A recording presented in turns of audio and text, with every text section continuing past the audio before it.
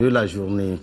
Les forces maliennes et françaises continuent les recherches d'armes et de munitions à Djebok, à 110 km de Gao. Ces opérations de fouilles ont permis de récupérer une grande quantité de munitions, 3 véhicules pick-up et 3 motos. Des suspects ont été également interpellés. Envoyés spéciaux, Daouda Sidiki Diara et Massa Doubia. Après avoir reconquis et sécurisé la ville de Gao, les forces maliennes et françaises passent à l'offensive. C'est une opération de fouilles de grande envergure qui a été organisée ces derniers temps dans ce sens. C'est là pour la énième fois afin de rechercher des terroristes ainsi que des caches d'armes et de munitions. La patrouille était composée de 2 échelons tactiques interarmes maliens et un détachement de soldats français. Ce sont les localités de Tigalalen, Samit et Inchoumaline qui ont été ciblées. Elles sont situées à plus de 100 km de Gao au-delà de Djebok. Et ce sont les Maliens qui étaient en tête appuyés par les Français. Sur cette opération, il s'agissait pour nous d'apporter des appuis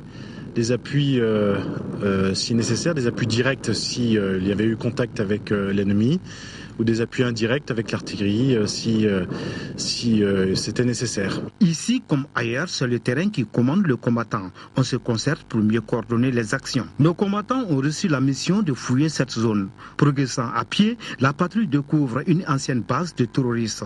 Plus loin, des fouilles ont permis de découvrir des caches d'armes et de munitions.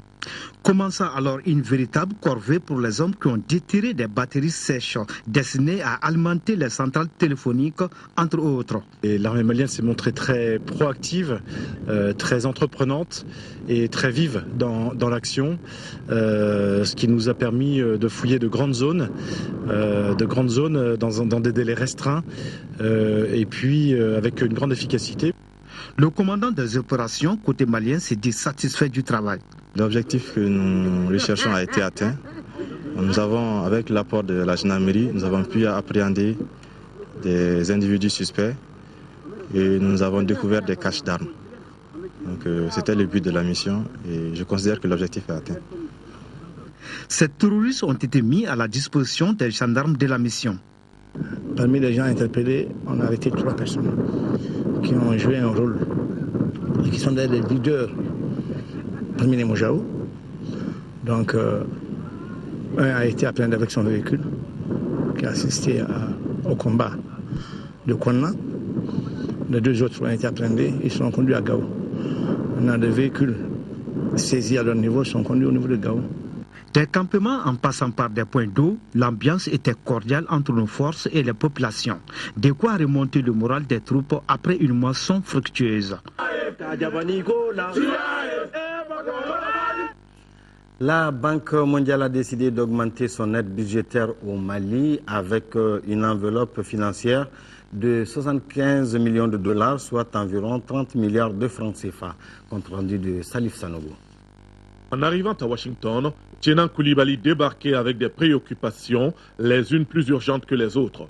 En repartant des assemblées de printemps des institutions de Bretton Woods, il pouvait laisser esquisser un large sourire, car dans la capitale fédérale américaine, il aura eu plus que des oreilles attentives, notamment auprès du président de la Banque mondiale, avec qui il a eu une longue séance de travail. C'est un signe de soutien de la Banque mondiale à notre pays que le président prenne 30 minutes de son temps pour me rencontrer. Et surtout, annonce à cette occasion que, en dehors des appuis importants que la Banque fait déjà au Mali, qu'à l'occasion de notre rencontre, le président de la Banque mondiale a annoncé une aide supplémentaire de 75 millions de dollars, c'est-à-dire aux environs de 30 milliards de francs CFA supplémentaires à notre pays. La Banque mondiale va formaliser cela à l'occasion de la réunion de Bruxelles. Donc la participation de la délégation du Mali aux assemblées de printemps est un succès. Après une année 2012 chaotique, les signes de reprise ne manquent pas. Les signes rouges ont désormais laissé la place à un vert vif qui annonce ce qu'on pourrait qualifier du printemps économique et financier du Mali. Aujourd'hui, il n'existe plus personne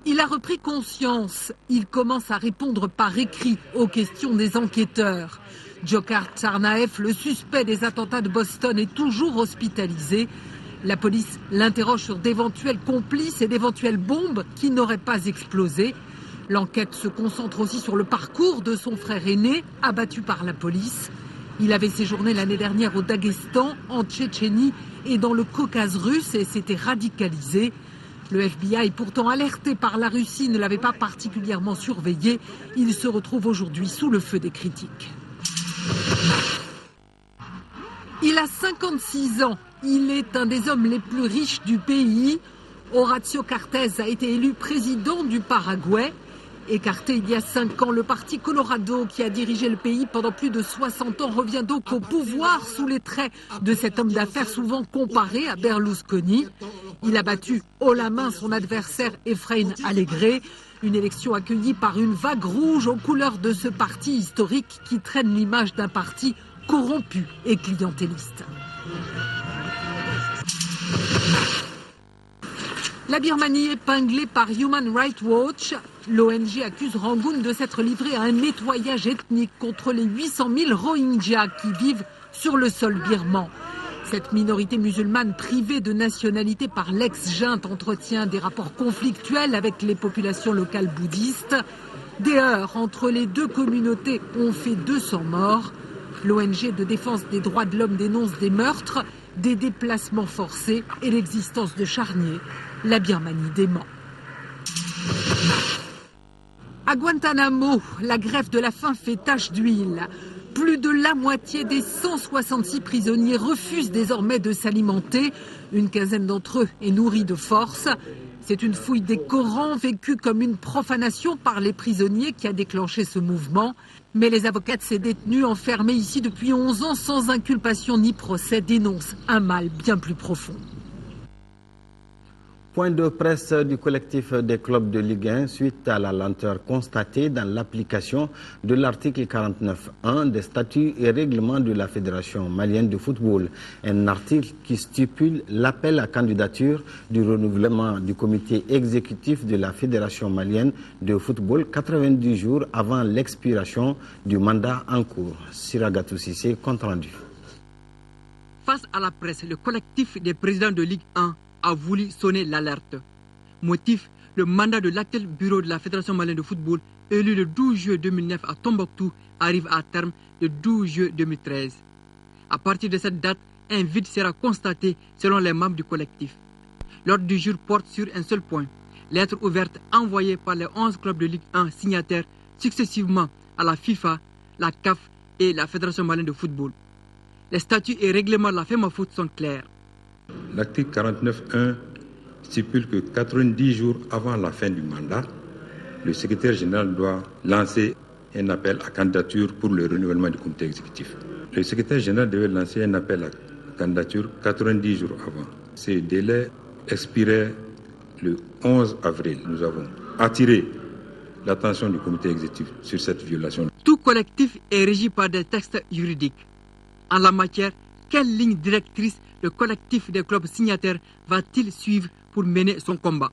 Le collectif peut chercher la majorité des membres votants de l'Assemblée générale, c'est-à-dire 50% des membres de l'Assemblée générale plus 1, donc 51% des membres de l'Assemblée, peuvent signer une demande adressée au secrétaire général pour la convocation d'une Assemblée générale extraordinaire, avec comme ordre du jour le renouvellement du comité exécutif.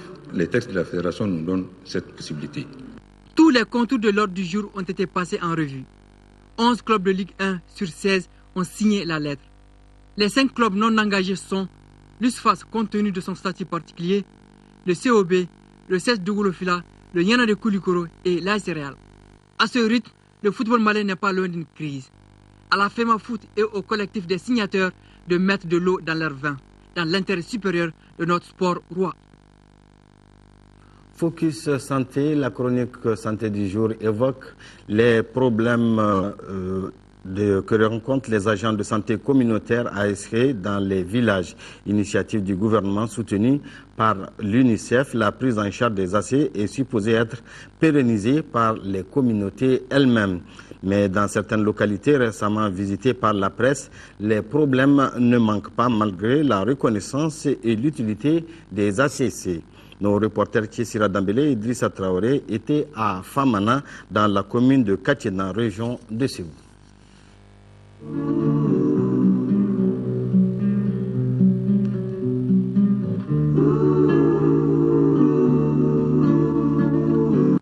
Le village de Famana est situé à 25 km du CESCOM de Katiena, dont il relève. Son agent de santé communautaire a aujourd'hui à ses côtés les ASC de Famorila, de Togoba et de Djedougou qui ont les mêmes problèmes que lui. Comme ailleurs, dans ce village, le rôle des agents de santé communautaire a été déterminant dans la baisse du taux de mortalité infantile.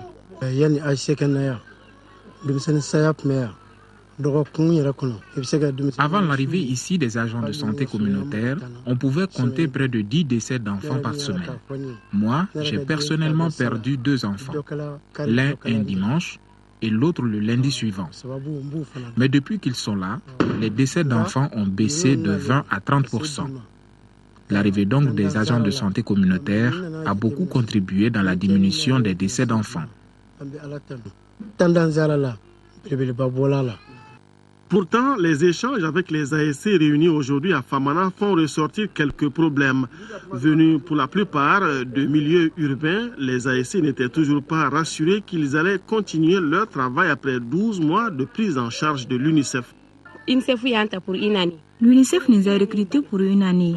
Après ce délai, nous ne savons pas si nous allons continuer à faire ce travail.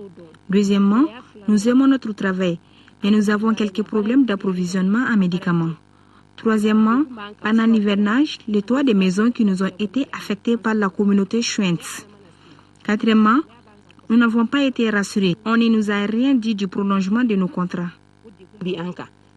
À la différence de beaucoup de localités où des mesures avaient été prises ou envisagées, la presse nationale a dû ici jouer tout son rôle de médiatrice. On va les prendre en charge. Comment qu'on va les prendre en charge? Le conseil communal a voté et que nous avons programmé dans notre budget 2013.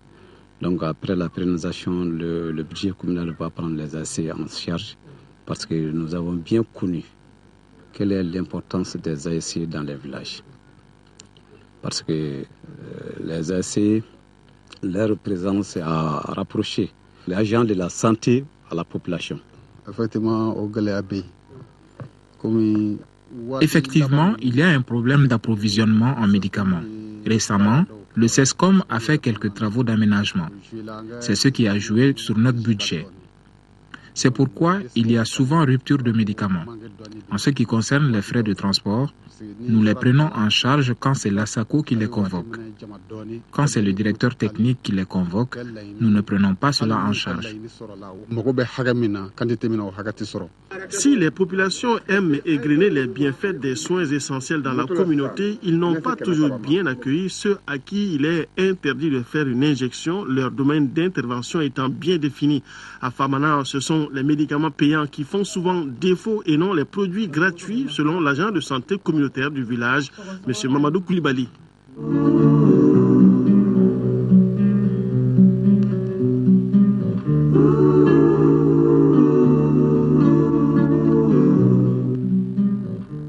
Fin de cette édition, merci de l'avoir suivi. Prochain rendez-vous d'info, 18h-20h avec Aïsta Ibrahimega.